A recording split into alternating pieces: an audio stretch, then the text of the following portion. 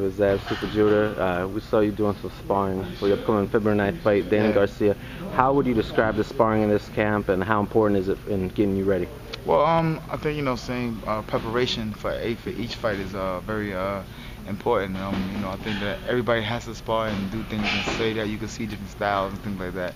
But I think it's coming along great though.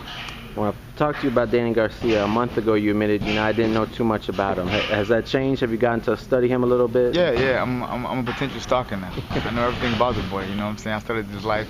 I studied everything about him. I know everything. I know who his school at, who his classmates are, his friends, everybody. You know what I mean? But on the boxing note, I'm prepared. I'm ready. You know what I mean? Danny Garcia does not bring nothing to the ring that Zab Judah has never seen before. You know what I mean? And I'm very mentally and physically prepared for the situation. What do you see in him as a fighter? Like, how would you assess him, maybe compared to some of your past opponents? Is he one of the more dangerous guys you think you'll be facing? Well, we can't say that yet. You know what I'm saying? I fought some pretty elite, top-notch fighters. You know what I'm saying? So far on paper, he doesn't match up with any of the guys that I fought. As far as the big guys.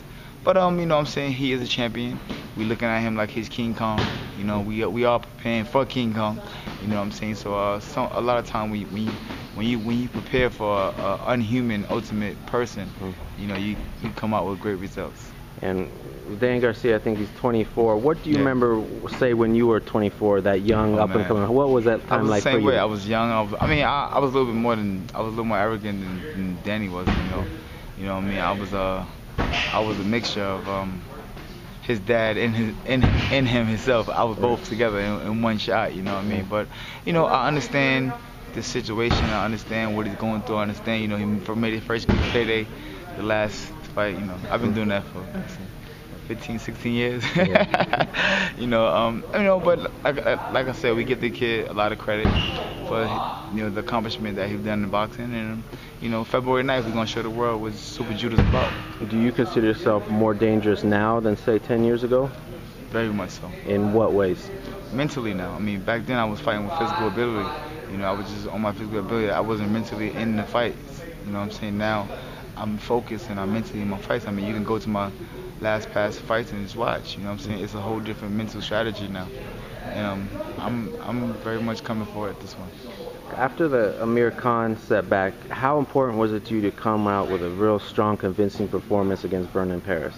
I don't know. I just went in there and worked hard, and I said, give me the best that was around, and I went in there. People could say what they want to say. Vernon was a great fighter. If Vernon Paris would have beat Zab Judah, he would have been the biggest thing that boxing would have knew. So, he was undefeated. He was young. He brought across the same things that Danny Garcia brought across.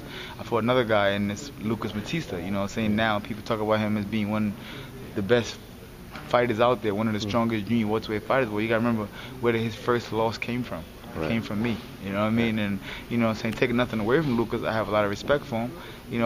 But he is a big deal in the weight class. And I did beat him. And he was undefeated, and he was 28-9. He had more fights than Danny had, more knockouts than Danny had. And I did beat him. So, when we're saying things like that, is like I said, I'm never gonna say that we don't respect Danny. We respect Danny because you have to respect everybody that steps through the ropes of boxing. But am I coming for this championship of the world? Yes, I am. The fight's taking place at the Barclays Center in your native Brooklyn. And Danny, I'm sure he'll have his fans from Philadelphia. What type of atmosphere are you expecting on fight night? I don't know. I'm expecting. They said so far, I think something like 16 or 15,000 seats already sold. Which is going to be a great. We're expecting a total capacity shutout. Sold out arena. And he's coming to Brooklyn. I think people should understand. Saying the stories and the things about Brooklyn, New York. And just know that it's true. And coming into Brooklyn. As an amateur, I never lost a fight in New York City, ever. You could go back to everybody I tell you in New York, I never lost. So I had one professional fight in Brooklyn, and I didn't lose. I came to say probably one of my best fights today, and now we're going back again. So you guys know what you can expect. I rep for my city rep for me. And you've always been passionate about your city. In what ways did Brooklyn kind of mold you into the man you are today? Well, Brooklyn it taught me a lot. Coming from the poverty-stricken environment that I came from. You know what I mean? I came from the bottom, so a lot of the, you know, not saying that nobody else didn't come from that, or no other city don't got that, but I'm just saying where I came from. You know what I mean? It's just something that where I came from, and I learned a lot from it. You know what I mean? I learned survival. I learned everything. You know what I'm saying? It doesn't make me a tough guy or anything like that. I don't per se to want to be a tough guy. I mean, anybody that really knows me know that that's not my life no more. You know what I mean? So, you know. If, say, boxing didn't come into your life, I mean, how do you think your life would be different today without... Well, I don't know about boxing. If God didn't come into my life, I know, you know, without my Lord and Savior Jesus Christ coming into my life, I probably wouldn't be here, you know. Instead of people coming out buying tickets to come watch Zab Judah, you know, maybe they'll be going to my gravesite putting flowers down, or maybe, you know, they'll be coming to my jail cell putting commissary in my books, or maybe I just wouldn't be nobody. I would just be a Zab Judah that nobody never knew about. But I know, you know what I'm saying, the Lord has saved my life. The Lord has taught me, you know, I have learned a lot. And like I said, February 9th, I'm coming in there with, you know, just coming in just to do what I do best. And like when you know, score an emphatic victory, like what is that feeling like for you? How would you describe the high of just performing and getting the victory? Well, you know, each one of them are different. Each fight, each victory, each situation is different. You know what I mean? You know, you some fights are, you know, overwhelming. Like, oh my God, I did it. Like, you know, and some fights like, yeah, I know I was gonna do that. You know, I just didn't know how I was gonna do it, but I knew it was gonna happen.